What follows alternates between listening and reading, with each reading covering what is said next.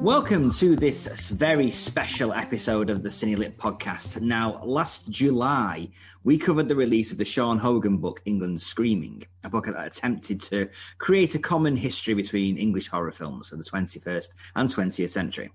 It's essentially a collection of short stories. And then this book was a minor hit in horror circles and publishing circles last year. And it's well worth checking out if you haven't already. And also check out our wonderful podcast on the whole book. However, this week we are looking at something very much inspired by this book and created by someone very close to CineLit. I am your host, Adam Marsh, and I am joined by CineLit's resident expert, Daryl Buxton. Hello, Daryl. Hi, Adam. Hi, everyone. So, Daryl, in addition to your excellent contributions to the CineLit podcast, you are very much a 21st century Renaissance man with his fingers in many pies. And now one of those pies is the BHF Book of Horror Stories. Would you like to explain what this is? Yeah, I will. The closest that people might have as a reference to this is the old Pan Book of Horror Stories.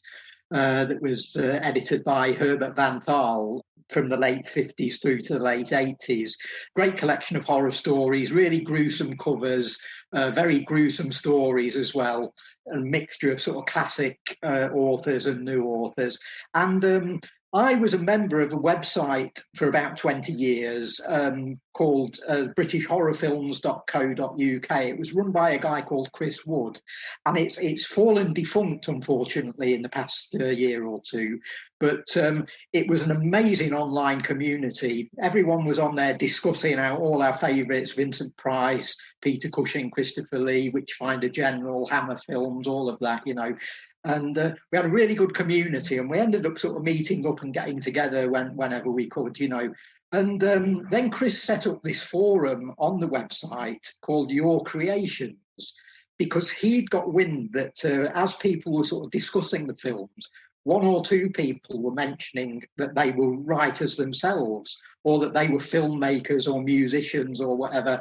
And he thought, let's tap into some of this talent. Let's do our version of the Pan Book of Horror Stories, and we'll call it the BHF Book of Horror, standing for British Horror Films, and invite the site users to write their own stories. And Chris did this, and I took a back seat on the first couple of volumes, which came out in sort of 2006, 2007, because I was just sort of interested as a reader back then, you know.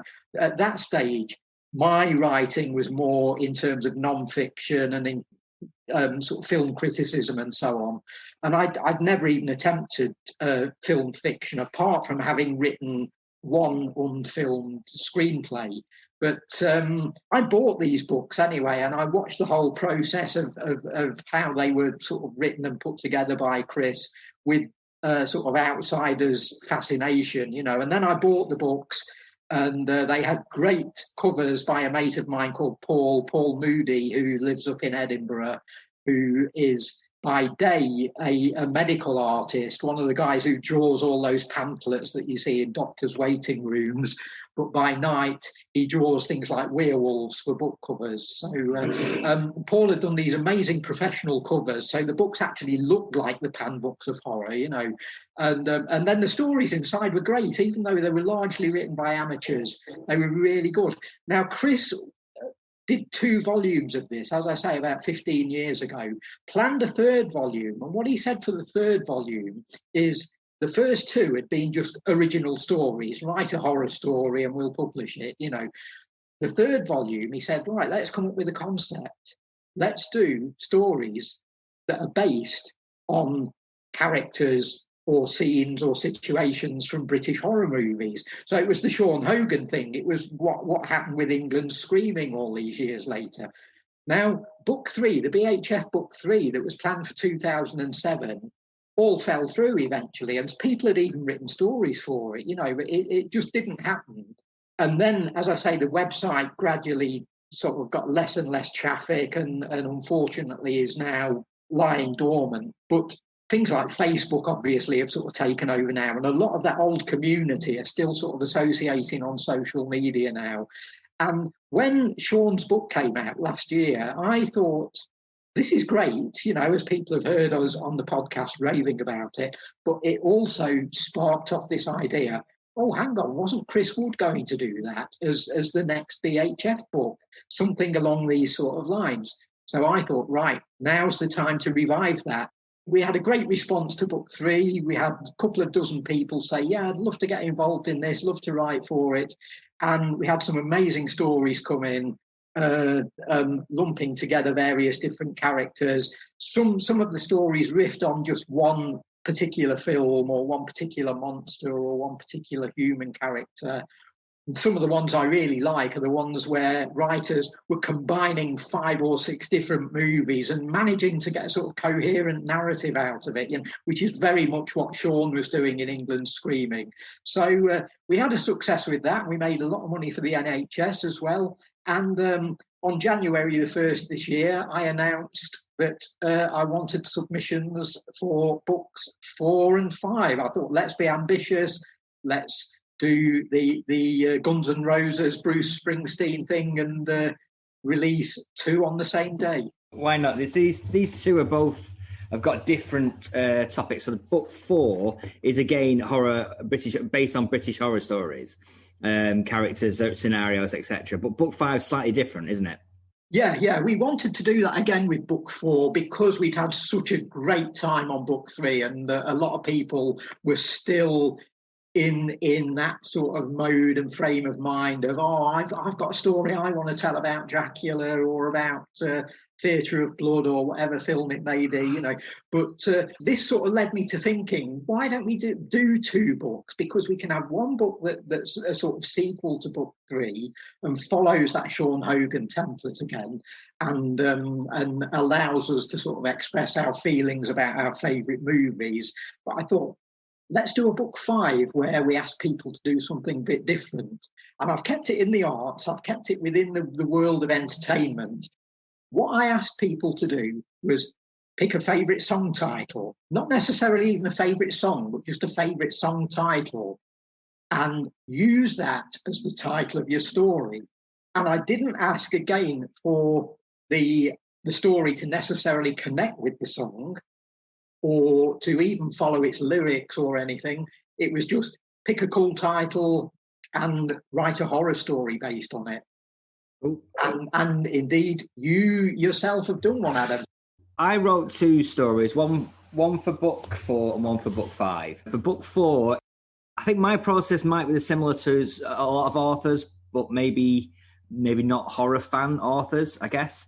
My thought is I had a character that I wanted to do something with, and I had this character for many years, and it was reading one of the stories in book 3, but it was a comedy story based on the film Venom. Oh yeah, that was Neil Pike's story. Okay, yeah. Well, we're going to speak to Neil later.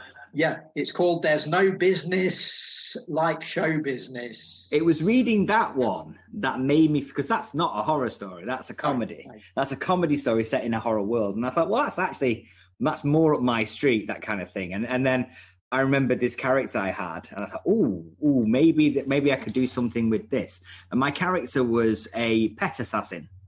You can hire him to assassinate a pet. So he's sort of the flip side of the coin to Ace Ventura, Pet Detective. Yeah, kind of like. It's just like, sometimes you just don't, you're moving house, your dog could live for another 15 years, or you moved in with a partner and you hate their pets. Any situation like that, and this guy is perfect. So he's kind of like the bottom end, the sort of like inquiry agent, making small money, photographing women in flagrante with their lovers, and that kind of it's that kind of world I was looking at, and it was just like, who would hire this guy? So then obviously I started thinking, well, it needs to be a pet. It can't be a monster, because then it'd be a monster assassin or a monster hunter, so it has to be a pet. So I came up with the idea of tying it in with Zoltan, Hound of Dracula. Great. Completely unaware that Zoltan, Hound of Dracula is not a British horror film. I just assumed it was. Wrote the whole story, and then afterwards like, oh crap, it's American. Yeah, I let that slide because your story's so good anyway. It's got that sort of film noir sort of element to it as well, which I know you love. I had fun writing that, but then when I approached writing the music themed one, it was a different approach to this one. So I wrote an actual horror story, not massively scary. It's more of a like all ages style horror. I mean, I would like my son to read it. You know, maybe when he's a little bit older, but. It harkens back. I've always had a fascination with the horror of inanimate objects. I've written 3 short films all around the horror of inanimate objects. One's a briefcase, one was an art gallery, and then I wrote a comedy short which won quite a few awards at the time about a pair of trainers. So I have this kind of like preoccupation with inanimate objects basically, and bringing them to life. So Prince's Raspberry Beret was a perfect opportunity to bring that story to life. So I had fun writing the 5th for book 5. Definitely, because obviously I'm more predominantly a screenwriter. So writing prose was something I haven't done in many years. So getting back into that groove, and I did write an aborted story for Volume 4, which will probably never see the light of day because it's awful. But one other thing to mention while we've got the opportunity is to say that as well as having a bunch of amateur writers on board, we've actually got an uber professional. We've got Mr. Lawrence Gordon Clark writing for us. And if you don't know the name Lawrence Gordon Clark, you will know the name A Ghost Story for Christmas. Lawrence was the guy behind the BBC's annual Ghost Story for Christmas. Every December between 1971 and 78, the BBC would do one of these, usually an M.R. James adaptation, although they did the Charles Dickens, The Signalman as well. Mm. All those great old shows from the 70s, like The Ash Tree and Lost Hearts and A Warning to the Curious. The guy who made those, Lawrence Gordon Clark, he's now in his 80s. He's still writing, and he has very, very kindly donated 2 stories for our books, and they are as fabulous as you'd expect. Well, that's great. I mean, it adds a bit of authenticity to our little scribbles. Indeed, yeah, and puts the pressure on. You know, we've got to compete with a proper writer. You know. Yeah, cool. Okay, well, we're going to speak to some of the other authors that are contributing stories to books 4 and 5. First up is Neil Pike. Hello, Neil. Hi, Adam. We've been chatting with Daryl about how this project came up together, and we're going to turn over to some of the authors now. So, do you want to tell us how you came to the to be submitting stories to these collections? Well, I had the lucky coincidence of being able to talk to Daryl very early in the process of him deciding what book 5 was going to be all about. And we had a conversation that was partly about his story, Disco Duck. And as part of that conversation, we kind of started to think about the least disturbing, least confrontational songs you could possibly pick for a story collection like this. And we threw some names in there. And one of the songs I threw in there was Welcome Home by Peters and Lee. Surely the least, it's your grandmother's favourite, so nobody's going to find anything about that upsetting. How can you write a horror story about Welcome Home? Yeah. Well, exactly that. And so setting myself the challenge of doing that. But it didn't come out of thin air. I think part of it was because it was constant background noise. I think it was released in 1973. Yeah. Somewhere around there. And for about 3 years, every time you turned on Pebble Mill at 1, Peters and Lee were on. Every time you put local radio on, they were playing Peters and Lee. So because they were big on they'd won Opportunity Knocks, hadn't they? Which was basically the 1970s version of the X Factor. I feel like I'm showing my age here because I have no clue what you are talking. It's just words. They're just words put together, and I think they're sentences, but I have no clue what Opportunity Knocks was. Pebble Mill at 1, I have a vague recalling of that. But yeah. Some of our older listeners will know all this. For the younger ones, we need to do a podcast about Pebble Mill at 1 sometime. So it's like the one. Maybe not. It was like the One Show, but for people who were afraid of the real world. I think. So Neil, you were talking about the ubiquity of Peters and Lee in 1973, though. That's right, and I grew up in Manchester in the 1970s, and for those people who kind of weren't there, it was a really weird time. We had a lot of kind of industrial strife and dispute. We had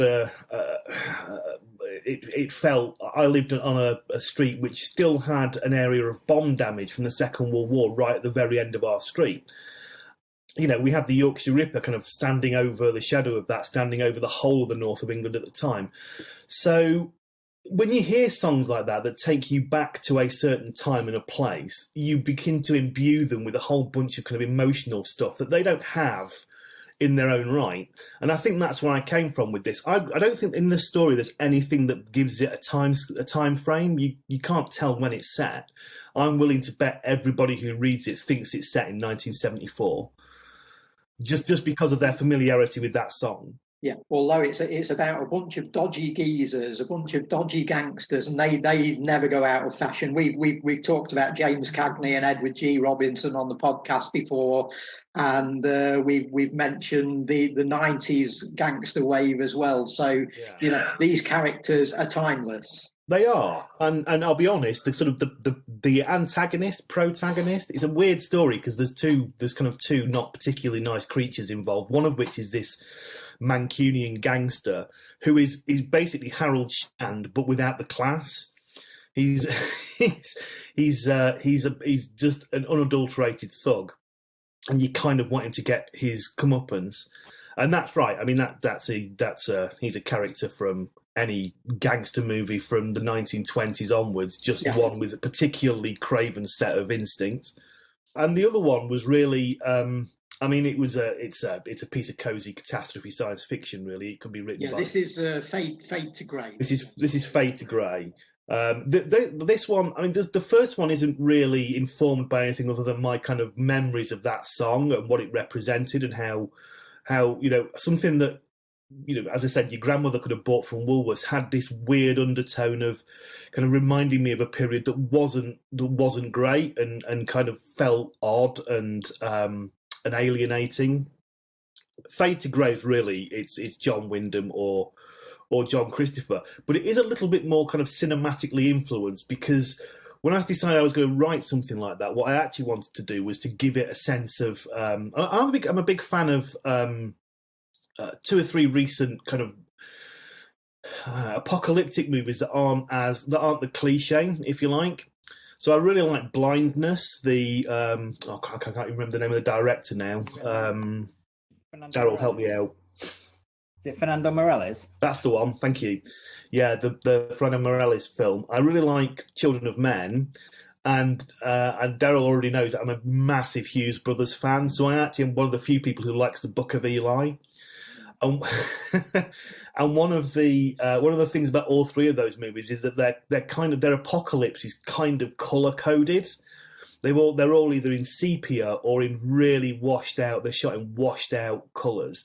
So I was thinking about when I wrote this story, and it's not got a happy ending, and it's not particularly jolly or action packed. It's kind of a slow burn. Sort of the end of the world in about 3 pages, seen through the eyes of the guy who has ended the world. Yeah, basically. And it's kind of a morose thing. It's not one you'd want to finish a book on, that's for sure. Yeah.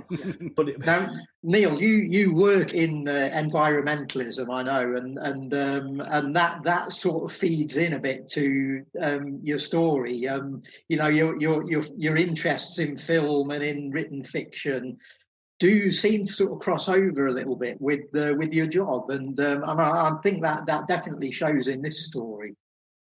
Yeah, and it's one of those things I think that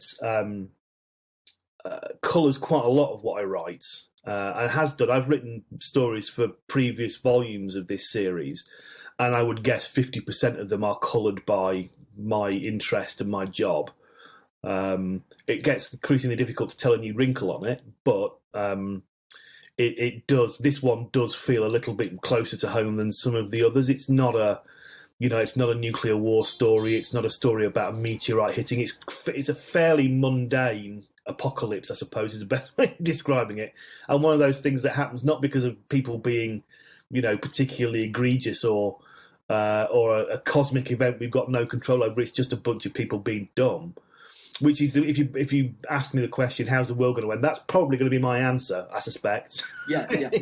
One of my stories for book 4 it's one of those that I mentioned when I was talking to Adam earlier on, where writers will often put 7 or 8 films together and manage to get a coherent narrative out of it.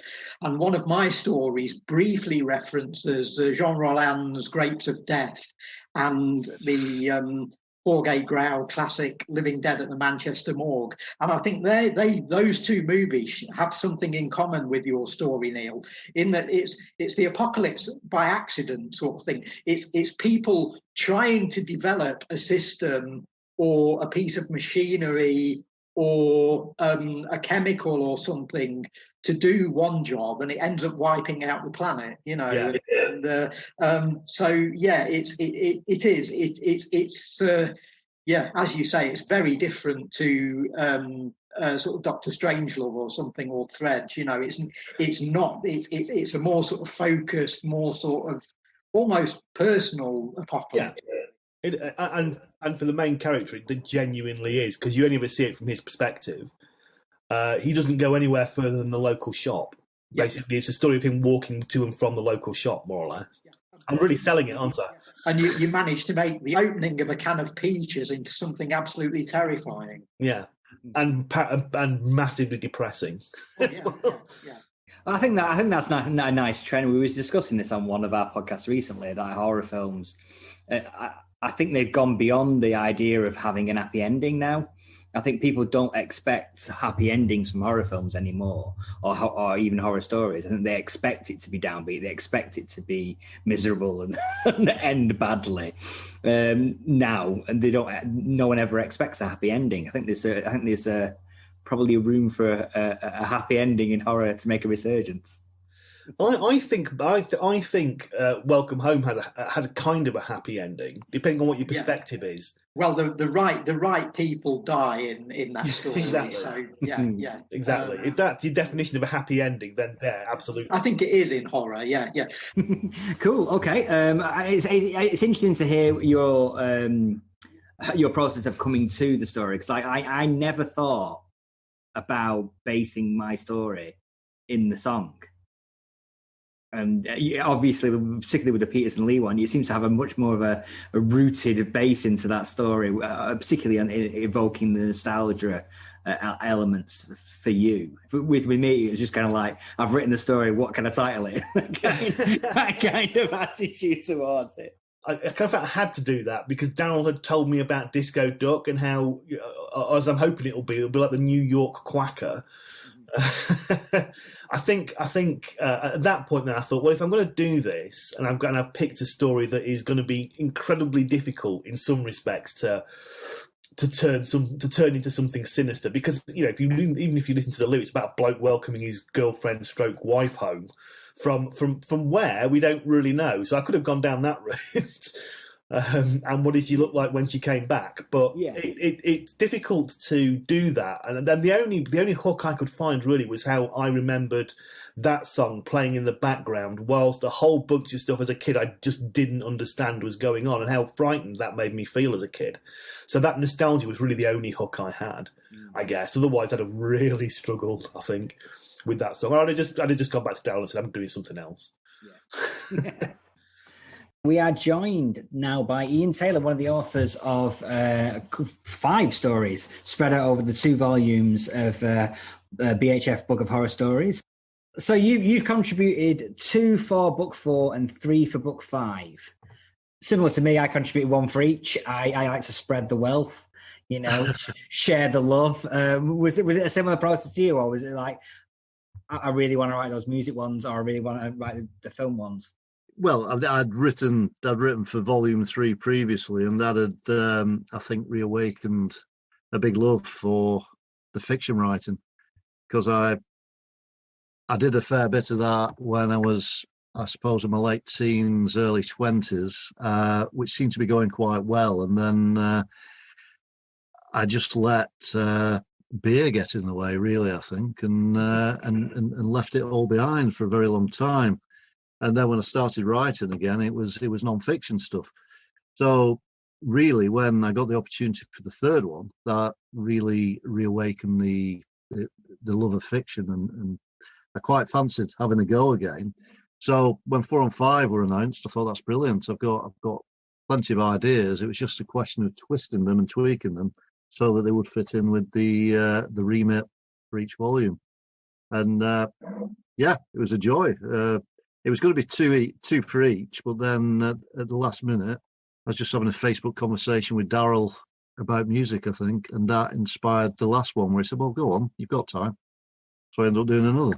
And I'm glad you did, because it's a really good piece. That I find it quite interesting because obviously I come from a more fiction writing background. I write screenplays, that kind of thing, and it seems a lot of the guys and girls that have been contributing to this have come from critical film criticism kind of angle and then are branching out into fiction.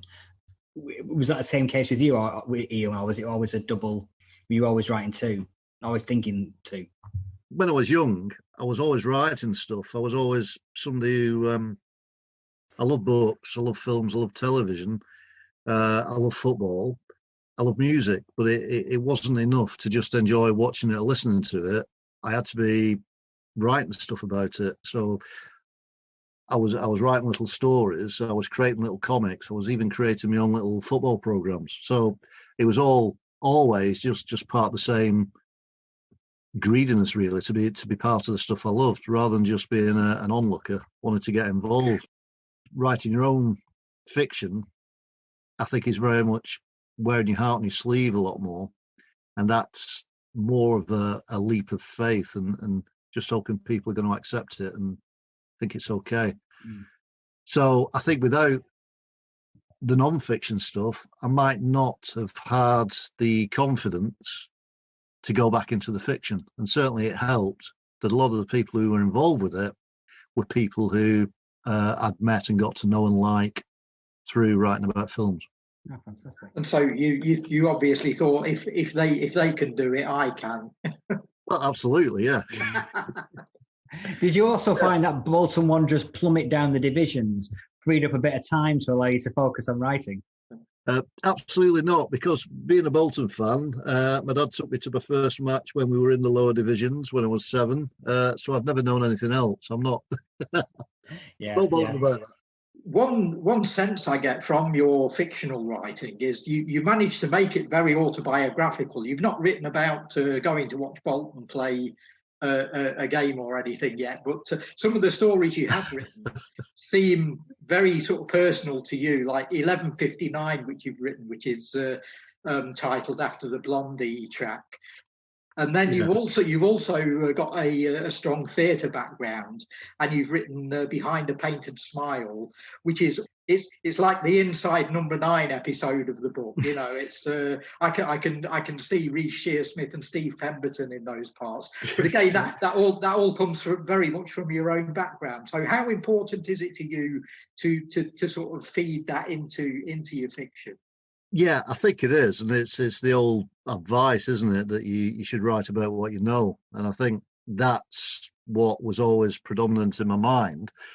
But at the same time, certainly in the early days, I was probably a bit too lazy to go in for much research of other things, so it was just very handy to write about stuff I knew. But I found early on that, particularly if I was upset or annoyed about anything, that helped me to write stuff that was a bit more vivid, and hopefully it does come across. Yeah, that definitely works. I think everyone's a winner there, because it's obviously therapeutic for you to do that, and it's entertaining for the reader. I will say, you know, it really does come across as that. It comes across as very strongly personal, you know, and I think a reader can sort of identify with that.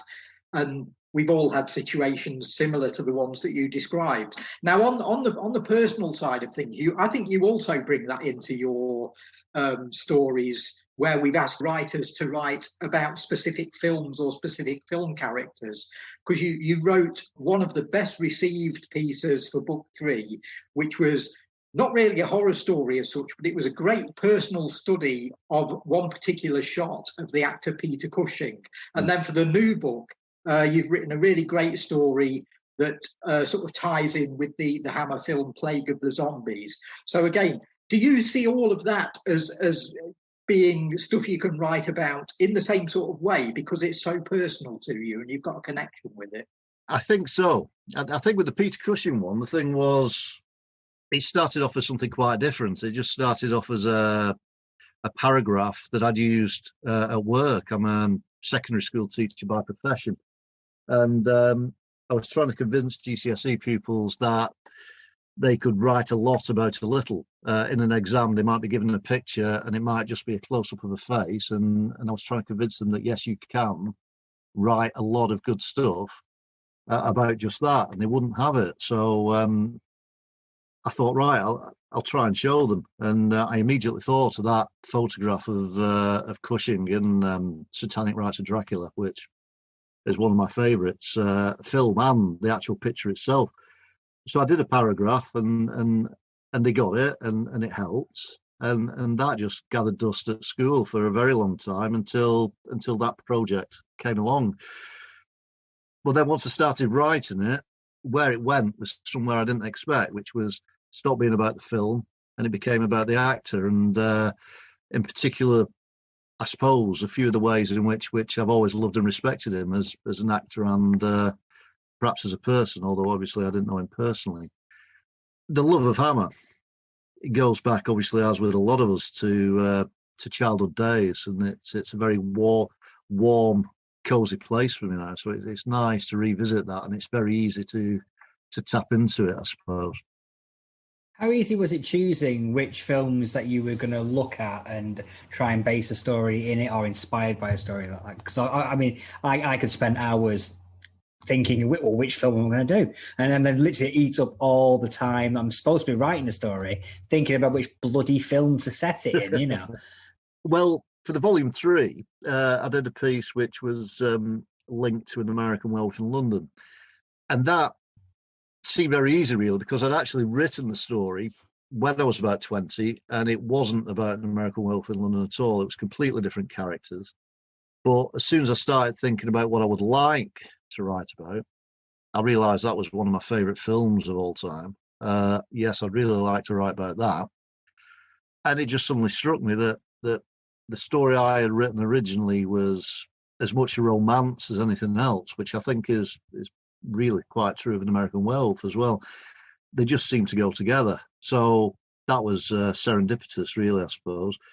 For the volume 4, again, I had ideas that were already on paper and had been for a long time, but they came from 2 different places. The Voodoo Favor story, that came about because I fancied trying to do something a little bit more old-fashioned, like the old stories that I grew up reading. I just wanted to try and do something a little bit different from what I normally did, which was, as Daryl said before, perhaps a little bit more about my age group and my time.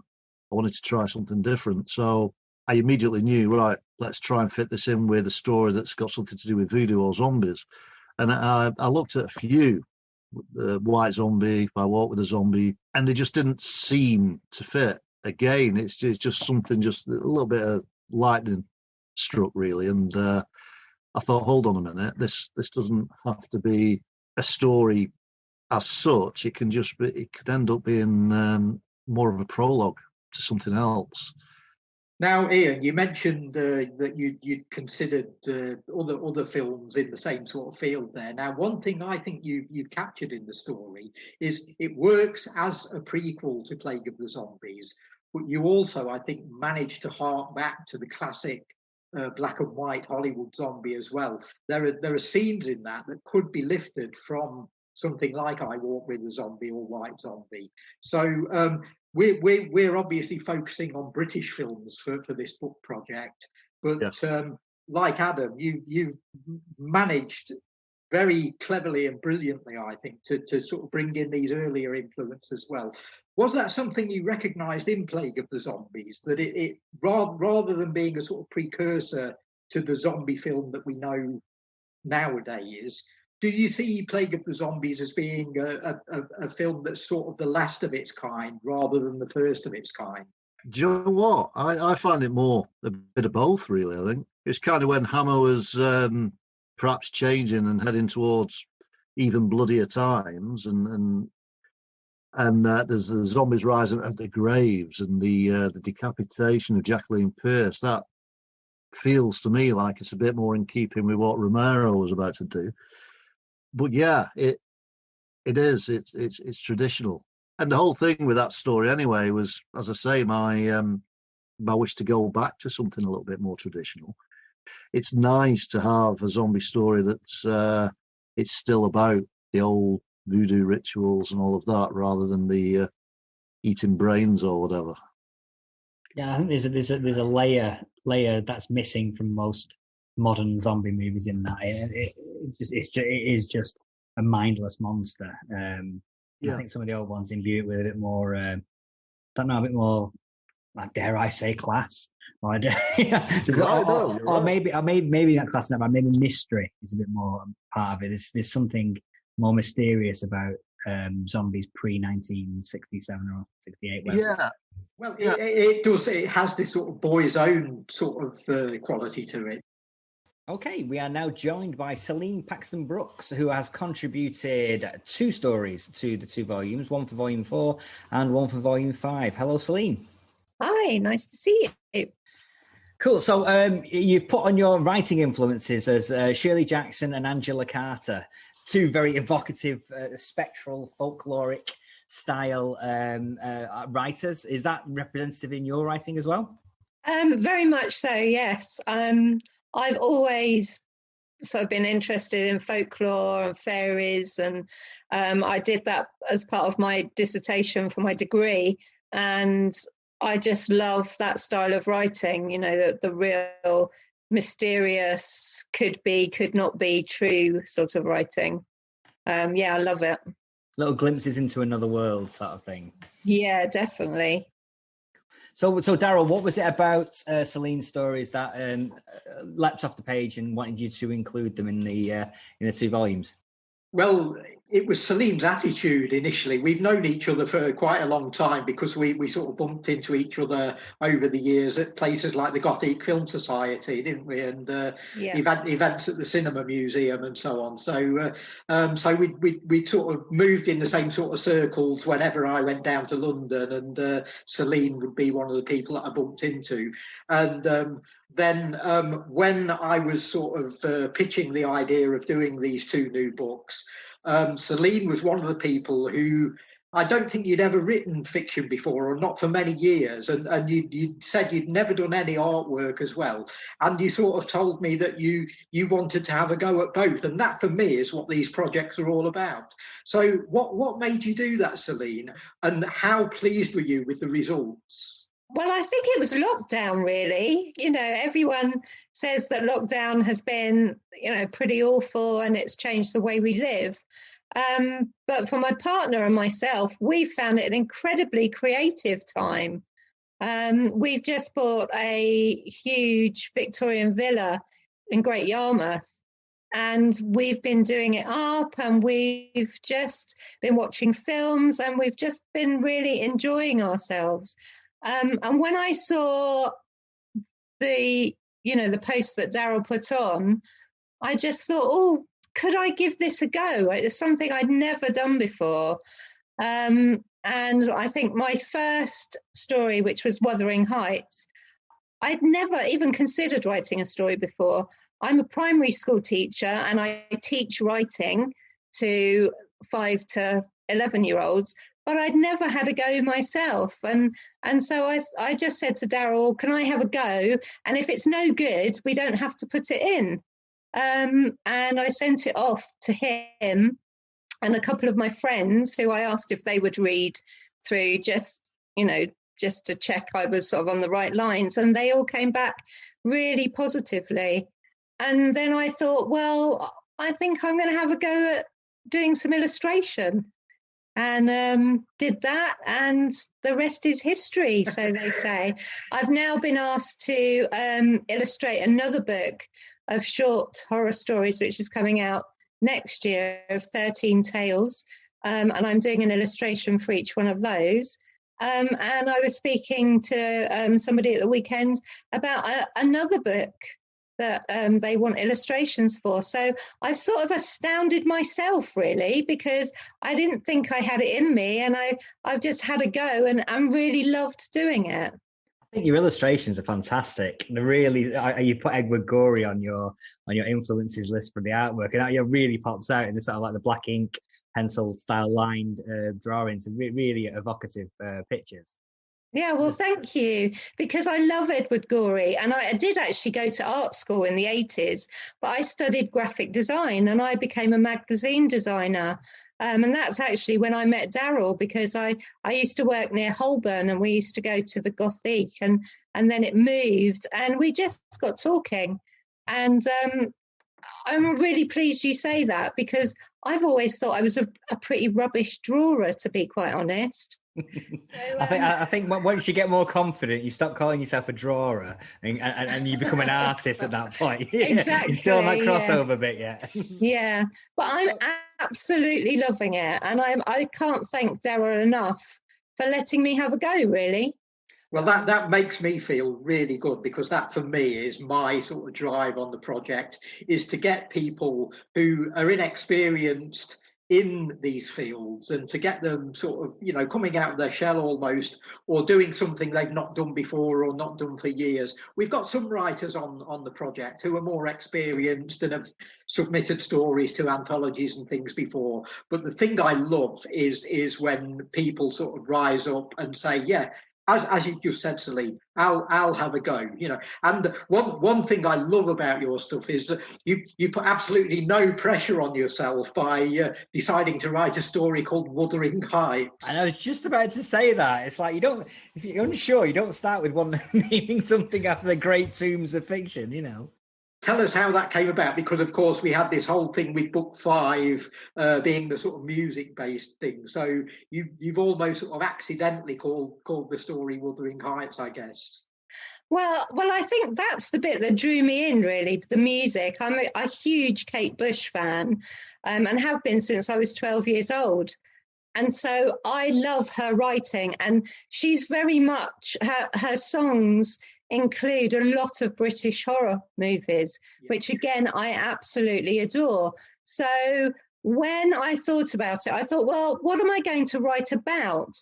And then I thought, well, I need to write about something that I know and love really well. And of course, I've read Wuthering Heights several times, and I love Kate Bush's music. And so I thought, I'm going to do something on sort of that sort of ilk, but I didn't want to copy. So I wanted to do something that brought both of those really creative people into my work, but that's something that was completely different. And I'm hoping that that's what I did. You definitely have. Yeah, I haven't read the story, but I'm assuming it's the author and the musician meeting in a pub and getting into a fight. I mean, that's the only thing I can think of. No, it's nothing like that at all.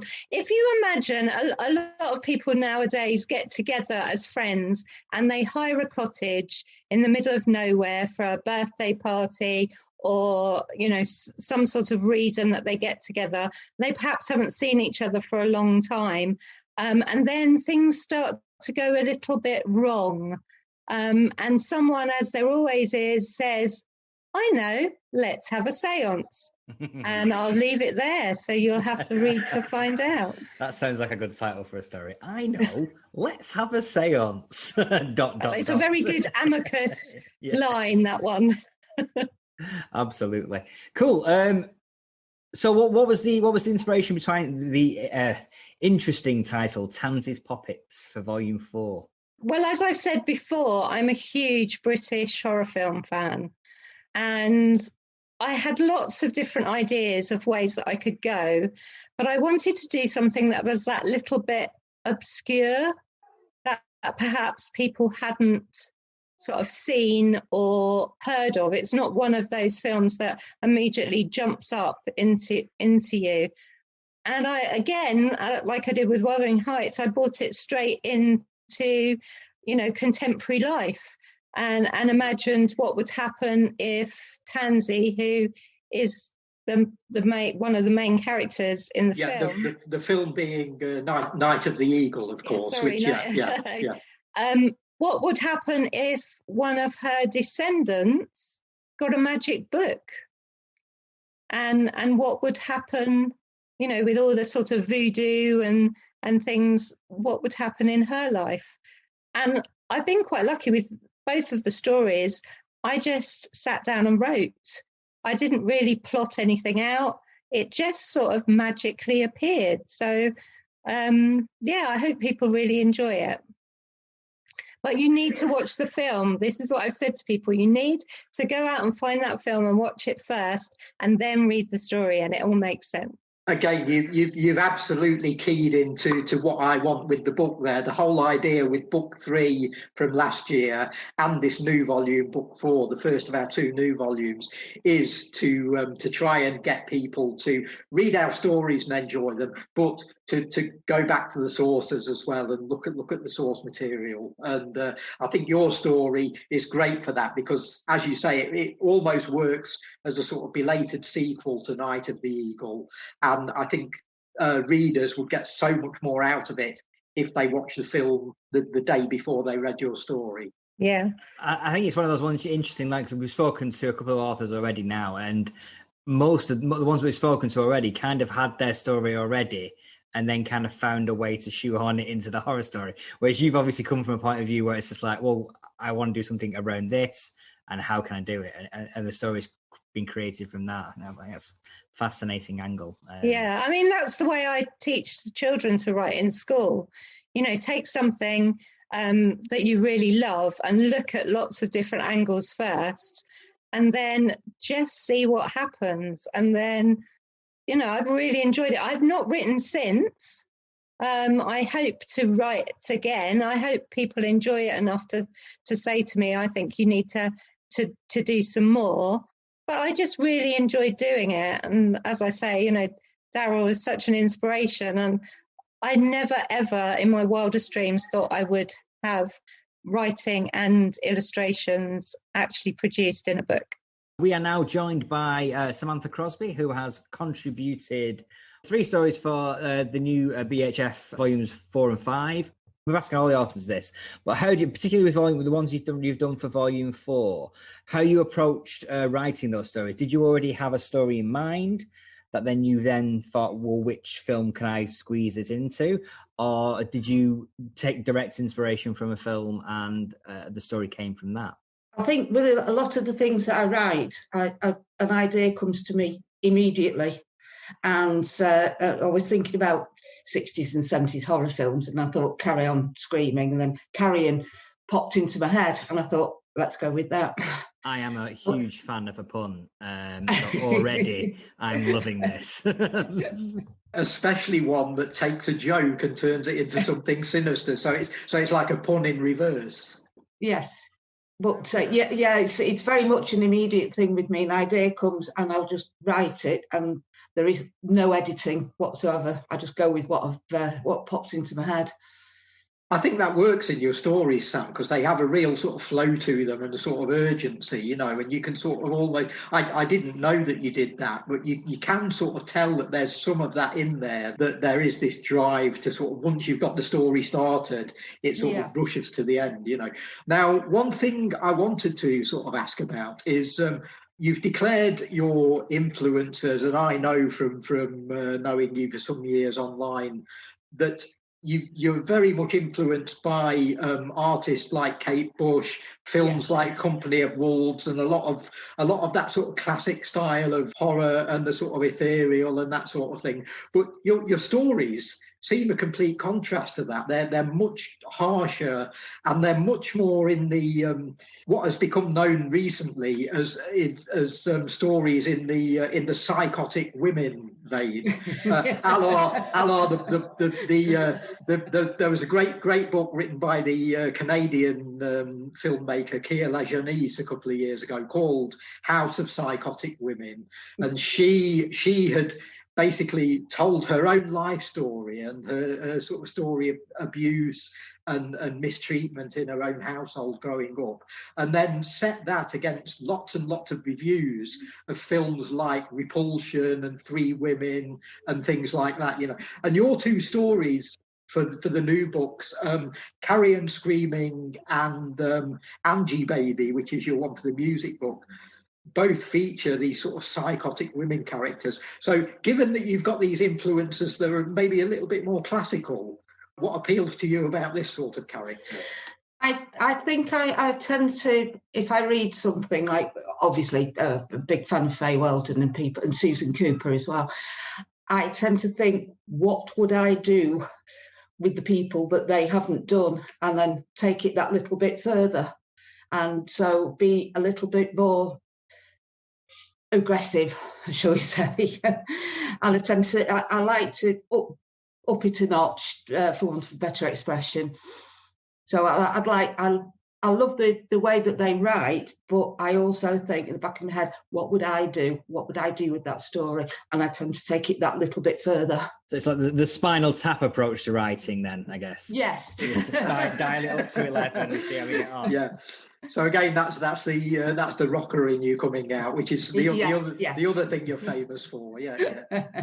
Now, when I pitched the idea of we were going to do another book based on sort of great British horror films, but then I pitched the music one as well, and I knew that you would be one of the people that appealed to, because you've got a history of playing in bands and so on, and being around the sort of music business.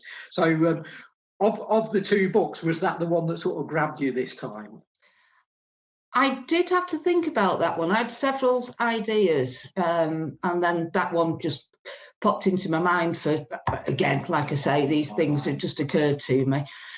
It's quite difficult to say, but I think it did appeal to me because, obviously, as you know, music's very important to me.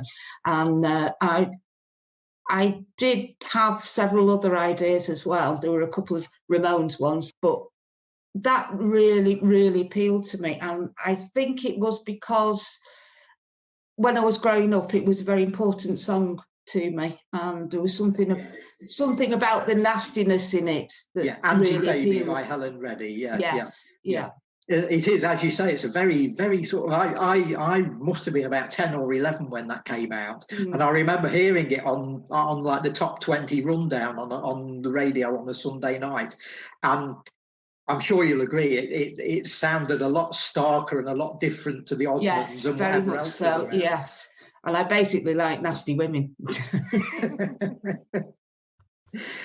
Now, one thing about the story is I didn't ask people necessarily to use the lyrics of the song as a template for the story. You're one of the people who has. What made you do that rather than just use the title and then go off on tangents? I thought it fitted in very well with the actual theme of the song and the theme of my character. And again, like you say, I think I do have this very strong female characters in everything I write, and that was one of the main ideas of the story. And like I say, nasty women that kill people. Yeah. Now, I love the little worlds that you create in your stories, because they're clearly set in I guess places that or sort of heightened versions of places that you're familiar with.